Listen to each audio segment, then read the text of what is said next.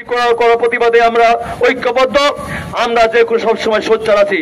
শুধু বলতে চাই, আমরা দেখেছি কয়েকদিন আগে আমাদের দলের ভারপ্রাপ্ত চেয়ারম্যান, বিএনপির ভারপ্রাপ্ত চেয়ারম্যান তারেক রহমান এবং অন্তর্বর্তীকালীন সরকারের প্রধান ডক্টর ইউনূস যখন লন্ডনে দ্বিপাক্ষিক সংলাপ করলেন, সেইখানে যখন প্রেস কনফারেন্সের মধ্য দিয়ে আগামী রমজানে ঈদের আগে যখন নির্বাচনের তারিখ ঘোষণা করলেন, তখন থেকেই এইরা কয়েকটি দল তাদের মাথা নষ্ট হয়ে গেল।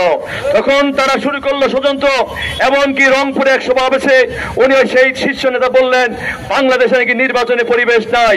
আমরা বলতে চাই, 300 আসনের প্রার্থী ঘোষণা করেন, কখনো বলেন আগে স্থানীয় সরকার নির্বাচন, কখনো আপনি পিআর পদ্ধতি নির্বাচন চান, কখনো বলেন এপ্রিলে নির্বাচন, কখনো বলেন জুনে নির্বাচন, কখনো বলেন ডিসেম্বরে নির্বাচন, কখনো বলেন কখনো বলেন